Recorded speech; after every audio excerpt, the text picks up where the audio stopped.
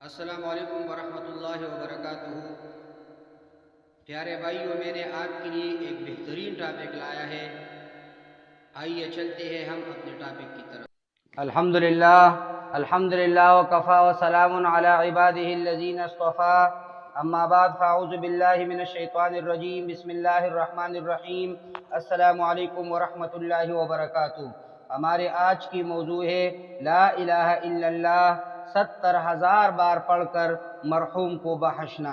پیارے بھائیوں، کلمہ طیبہ افضل ترین کلمات میں سے ہے، جس کے عمومی فضائل میں سے ایک فضیلت یہ ہے کہ کلمہ طیبہ پڑھنے والے پر جہنم کی آگ حرام ہے، جیسے کہ حدیث شریف میں ہے۔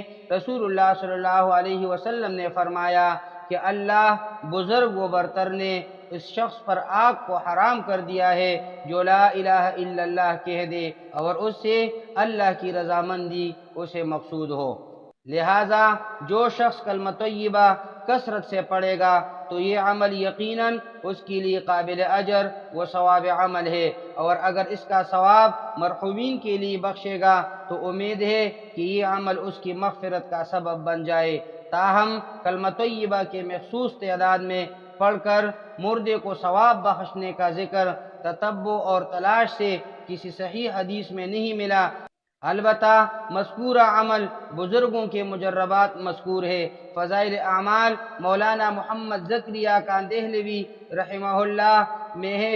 شیخ ابو یزید قرطبی رحمہ اللہ فرماتے ہیں، میں نے یہ سنا کہ جو 70,000 مرتبہ لا الہ الا اللہ پڑھے اسے دوزخ کی آگ سے نجات ملے۔ میں نے یہ خبر سن کر ایک نصاب یعنی 70,000 کی تعداد اپنی بیوی کے لیے بھی پڑھا اور کئی نصاب خود اپنے لیے پڑھ کر ذخیرہ آخرت بنایا۔ ہمارے پاس ایک نوجوان رہتا تھا جس کے متعلق یہ مشہور تھا کہ یہ صاحب کشف ہے۔ مجھے اس کی صحت میں کچھ تردد تھا۔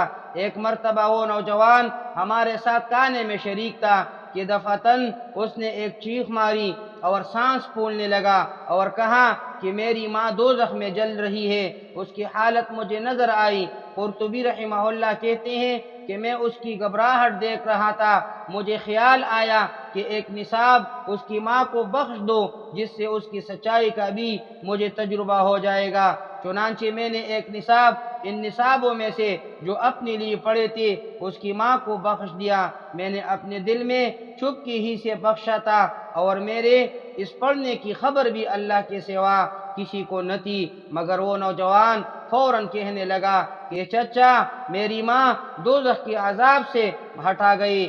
قرطبی رحمہ اللہ فرماتے ہیں کہ مجھے اس قصے سے 2 فائدے ہوئی۔ ایک تو اس برکت کا جو 70,000 کی مقدار پر میں نے سنی تھی اس کا تجربہ ہوا، دوسرے اس نوجوان کی سچائی کا یقین ہو گیا۔ اقول قولی ھذا استغفر اللہ لی ولکم ولسائر المسلمین۔